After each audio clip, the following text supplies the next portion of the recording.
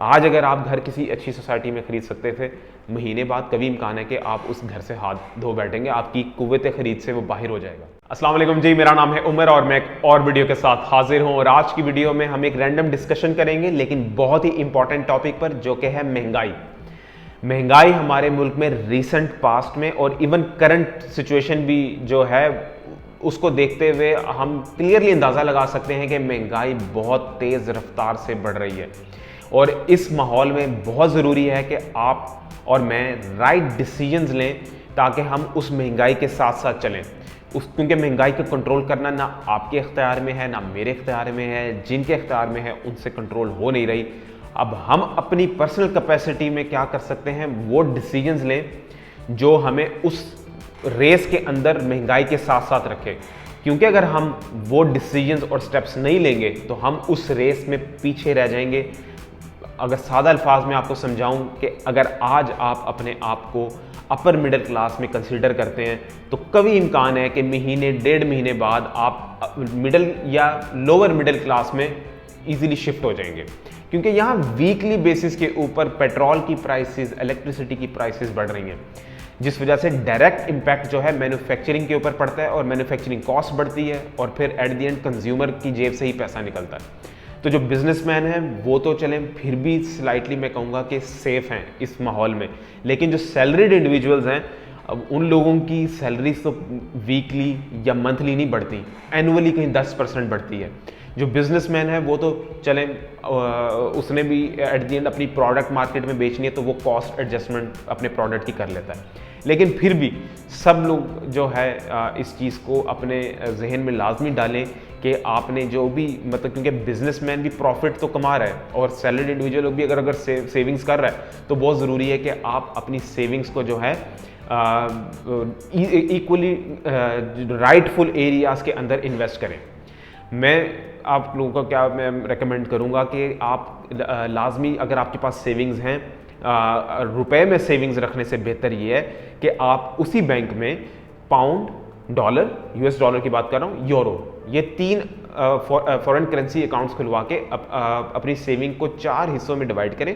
एक हिस्सा रुपए के अंदर रखें जो आपको मंथली खर्चे के लिए चाहिए होगा, और बाकी सेविंग्स जो हैं आपकी उनको आप इक्वली डिवाइड कर दें डॉलर, पाउंड और यूरो के अंदर, ताकि क्योंकि जो महंगाई का डायरेक्ट रिलेशन है वो डॉलर की प्राइस के साथ भी क्या कहते हैं, आप कहते हैं कि कोइंसाइड करता है। और 3 करेंसीज के अंदर ही आप करें ताकि आपने रिस्क को मैनेज करना है, रिस्क ऑफ लॉस को आपने मैनेज करना है। क्योंकि आप इन्वेस्टमेंट करने जा रहे हैं, कहीं भी आप इन्वेस्टमेंट करते हैं तो जाहिर सी बात है अगर आपने कोई प्रॉपर्टी खरीदनी है तो आप उनके पेपर्स को चेक करते हैं। इसी तरीके से इधर भी करेंसीज में भी आपने रिस्क को इसी तरीके से मैनेज कर सकते हैं कि आप अपने पोर्टफोलियो को डाइवर्स करें। एक ही करेंसी को रखने के बजाय सारे पैसे आप उसको 3 से 4 करेंसीज जो हाई डिमांड करेंसीज हैं उसके अंदर उसको चेंज करके रख लें। और ये एसेट जो है ये इजीली फ्लिपेबल भी है। परसों अगर आपको पैसे चाहिए, कल आप उसको एक्सचेंज करके अपने बैंक अकाउंट से निकाल के उसको फॉर मनी एक्सचेंजर से आप उसको एक्सचेंज करा सकते हैं रुपीज़ के अंदर। तो इस लिहाज से ये बहुत ही अच्छी ऑप्शन है करेंसीज के अंदर इन्वेस्ट करना। और अगर आप हिस्ट्री भी उठा के देखें, आप देखेंगे पाकिस्तान रुपी का जो डॉलर के कंपैरिजन में ट्रेंड है, आप ये देखेंगे वो रुपी पिट ही रहा है जब से ये मुल्क बना है। तो और करंट सिचुएशन को देखते हुए तो इट्स वाइज डिसीजन कि आप फॉरेन करेंसीज में अपने जो पैसे हैं उनको रखें। इसके अलावा आप क्या कर सकते हैं कि आप कोई अगर आपके पास कोई मेजर अमाउंट ऑफ सेविंग पड़ी हुई है और अगर उस सेविंग्स के अंदर कोई घर आप खरीद सकते हैं तो लाजमी खरीद लें। घर खरीदने, प्रॉपर्टी खरीदने का फ़ायदा ये है कि आप इनडायरेक्टली काफ़ी चीज़ों के अंदर इन्वेस्ट कर रहे होते हैं। कैसे? घर के अंदर सरिया लगता है, घर के अंदर आपका सीमेंट लगता है, ईंटें लगती हैं, ठीक है जी। उसके अलावा लाइटें लगती हैं, सैनिटरी का सामान है, ग्लास है, एल्यूमिनियम है, इलेक्ट्रिक केबल्स हैं, घर की वायरिंग है। इनडायरेक्टली आप देखेंगे आपकी कितनी चीज़ों के अंदर आपकी इन्वेस्टमेंट चली जाती है। और फिर जैसे जैसे चीज़ें मिसाल के तौर पे सरिये की बात कर लेते हैं, ठीक 3 महीने पहले सरिया 155, 156 था, आज 187 या 190 का भी मिल रहा है कई जगहों पे। और अभी मैं लास्ट वीक का फिगर बता रहा हूँ, अभी 3 दिन पहले ही पेट्रोल प्राइसेस जो है फर्दर 4 रुपये बढ़ी हैं, तो अगर मैं नेक्स्ट वीक कहीं लेने जाऊंगा तो मुझे तो कभी इम्कान है कि वो 190 से कभी मार्क जो है ब्रीच करके आगे चले जाए। इसी तरीके से सीमेंट 710 715 रुपये की बोरी है। तो इस तरीके से देखें कि अगर आपका घर खड़ा भी है, ताला आपने उसको लगाया हुआ है बाहर से, लेकिन वो खड़ा खड़ा भी आपको किसी भी तरीके से रिटर्न देगा। इंस्टेड कि अगर वही पैसे आपके अकाउंट में पड़े हैं और रुपीज़ में फर्दर पड़े हुए हैं तो वो तो स्क्वीज़ होते जाएंगे। आज अगर आप घर किसी अच्छी सोसाइटी में ख़रीद सकते थे, महीने बाद कभी इम्कान है कि आप उस घर से हाथ धो बैठेंगे, आपकी कुव्वत खरीद से वो बाहर हो जाएगा। इसलिए आप प्रॉपर्टीज़ के अंदर भी इन्वेस्ट कर सकते हैं। ये जैसे घर हो गया, जैसे कि मैंने बताया कि ये क्योंकि इनडायरेक्टली आपके जो इन्वेस्टमेंट को है डाइवर्सिफिकेशन देता है ये। तो कोई भी एक चीज़ की प्राइस बढ़ी, आप अपनी घर की कॉस्ट या डिमांड बढ़ा सकते हैं जब भी आप सेल करने जाएंगे। तो इस तरीके से आप और भी बहुत ढेरों ऑप्शंस हैं जिसके अंदर आप जा सकते हैं, इन्वेस्टमेंट कर सकते हैं।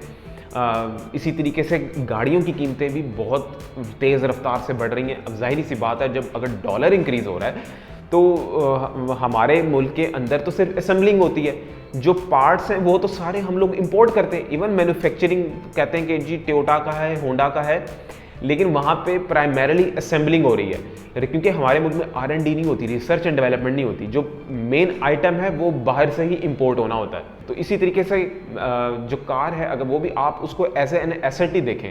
अगर आप गाड़ी को अपग्रेड करने का सोच रहे हैं, अगर आपने आज सेल किया तो कोशिश करें 2-3 दिन के अंदर डिसीजन लेके अगली को फाइनल करें। क्योंकि जो मैं आपको बता रहा हूँ, जो हालात हैं वो यही है कि आप रेस में पीछे रह जाएंगे अगर आपने सोचने में ज़्यादा वक्त लगाएंगे। तो आई थॉट कि ये एक वीडियो बना के आप लोगों के साथ एक थोड़े बहुत ऑप्शंस डिस्कस करूं, कोई आप लोगों को सजेशंस दूं, क्योंकि मेरी ऑडियंस जो है उसका जो स्केल है वो बहुत डाइवर्स है। लॉयर्स का बहुत बड़ा चंक है सब्सक्रिप्शंस में मेरे, आई वुड से कि अराउंड 50% तो लॉयर्स हैं। उसके अलावा इंजीनियर्स हो गए, डॉक्टर्स हो गए, और स्पेशली वो बच्चे जो अमेज़ॉन पे मेरे से डिस्कशन करते रहते हैं, वो भी मेरे सब्सक्राइबर्स में की लिस्ट में हैं, उनसे डिस्कशन भी होती रहती है। तो सबके लिए ये एक कॉमन मैसेज है। अगर आप पाकिस्तान में रह रहे हैं तो इट्स वेरी इंपॉर्टेंट कि आप वक्त के साथ साथ राइट डिसीजंस लें, ताकि आप उस रेस में कहीं पीछे ना रह जाएं, क्योंकि यहाँ पे हम महंगाई तो जैसे कि मैंने कहा कंट्रोल नहीं कर सकते, लेकिन जो हम अपनी पर्सनल कैपेसिटी में जो मेजर्स ले सकते हैं हमें वो लाजमी लेने चाहिए। तो thank you so much for watching the video. इंशाल्लाह और भी इस तरीके का यूज़फुल कंटेंट मैं वक्तन फ़वक्तन निकालता रहूँगा। तो thank you so much for watching. इंशाल्लाह अगली वीडियो में आपके साथ मुलाकात होगी।